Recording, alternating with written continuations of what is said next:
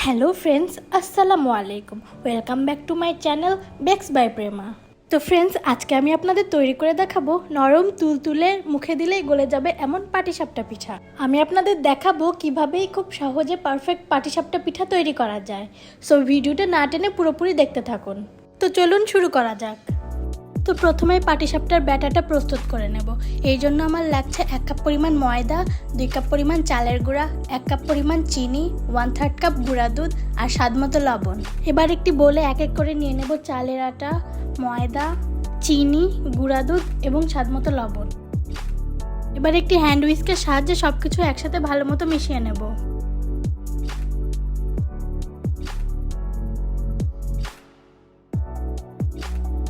সবকিছু ভালোভাবে মেশানো হয়ে গিয়েছে। এবার এতে অল্প অল্প করে গরম পানি অ্যাড করে একটি ব্যাটার তৈরি করে নেব। অল্প অল্প করে গরম পানি মিশিয়ে ধীরে ধীরে নাড়াচাড়া করে একটি পাতলা ব্যাটার তৈরি করে নিতে হবে।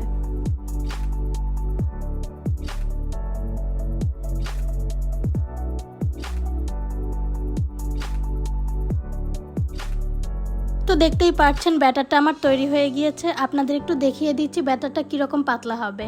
একটি আঙুল ব্যাটারের মধ্যে চুবিয়ে নিয়েছি। তো দেখতেই পাচ্ছেন আঙুলে যথেষ্ট পরিমাণ ব্যাটার লেগে আছে। তো এই কনসিস্টেন্সিরই হবে ব্যাটারটি। এবার ব্যাটারটিকে সাইডে রেখে আমি পাটিসাপটার খিরসাটা তৈরি করে নেব।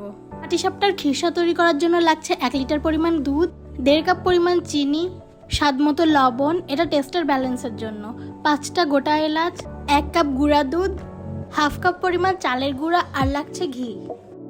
এবার একটি কড়াইয়ে ঢেলে দেব সম্পূর্ণ লিকুইড দুধ। এবার দুধটাকে হাই হিটে ভালোভাবে নাড়াচাড়া করে জাল দিয়ে নেব।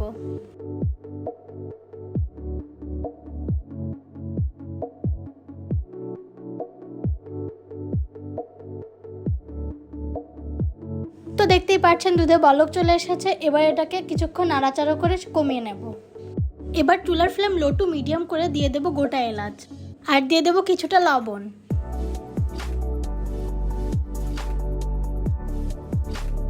এবার কিছুক্ষণ নাড়াচাড়া করে দিয়ে দেব চিনি।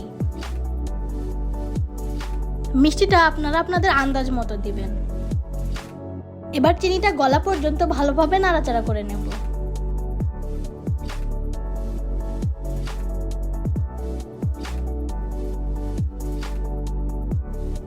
এ পর্যায়ে প্রথমে যে এলাচগুলো দিয়েছিলাম ওগুলো তুলে ফেলে দেব। এবার অল্প অল্প করে মিশিয়ে দেব গুঁড়া দুধ। খেয়াল রাখতে হবে গুঁড়ো দুধগুলো যেন দলা বেঁধে না যায়।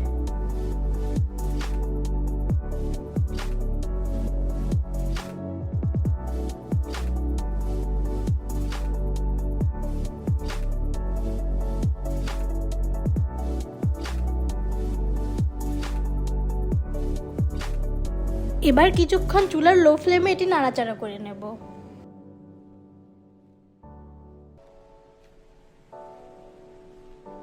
এবার এতে দিয়ে দেব চালের গুঁড়া। আমি চালের গুঁড়াটি প্রথমেই দুধ দিয়ে ভালো মতো গুলিয়ে রেখেছি। এবার এটাকে আস্তে আস্তে দিয়ে দেব। শুকনো অবস্থায় চালের গুঁড়া দিলে এটি দলা ধরে যাওয়ার সম্ভাবনা থাকে, তাই অবশ্যই ট্রাই করবেন পানি অথবা দুধ দিয়ে এটিকে গুলিয়ে দেওয়ার।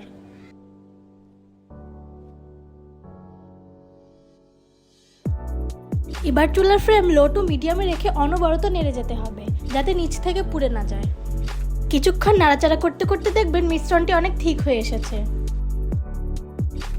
এই অবস্থায় পাতলা খিরসাটি কিছুটা ছিটতে পারে, এতে ভয় পাওয়ার কিছুই নেই। এ পর্যায়ে দিয়ে দেব 2 চা চামচ পরিমাণ ঘি। ঘিটা দিলে ফ্লেভারটা অনেক ভালো আসে।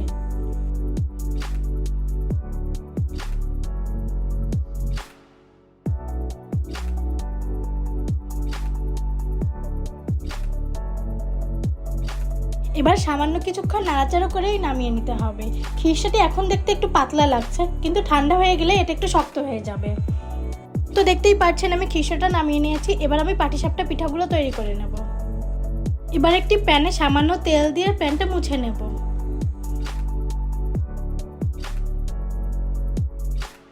প্যানটা মোটামুটি গরম হয়ে গেলে এতে অল্প কিছু পাটিসাপটার ব্যাটার দিয়ে দেব।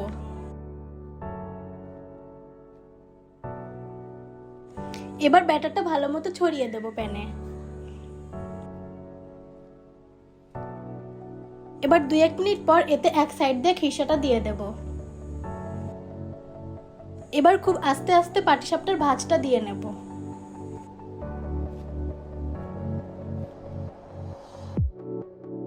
তো দেখতেই পাচ্ছেন আমার একটা পাটিসাপটা পারফেক্টভাবে হয়ে গিয়েছে। এভাবেই আমি বাকিগুলো বানিয়ে নেব। তো দেখতেই পাচ্ছেন তৈরি হয়ে গেল ইজি এবং পারফেক্ট ওয়েতে পাটিসাপটা পিঠা। আমার এই পদ্ধতি ফলো করে আপনারা বাড়িতে একবার হলেও ট্রাই করে দেখবেন, কথা দিচ্ছি হতাশ হবেন না। আর রেসিপি ভালো লাগলে অবশ্যই একটি লাইক দিয়ে যাবেন। এমন নিত্য নতুন রেসিপি পেতে আমার চ্যানেলটি সাবস্ক্রাইব করে পাশের বেল আইকনটি ক্লিক করে দিবেন।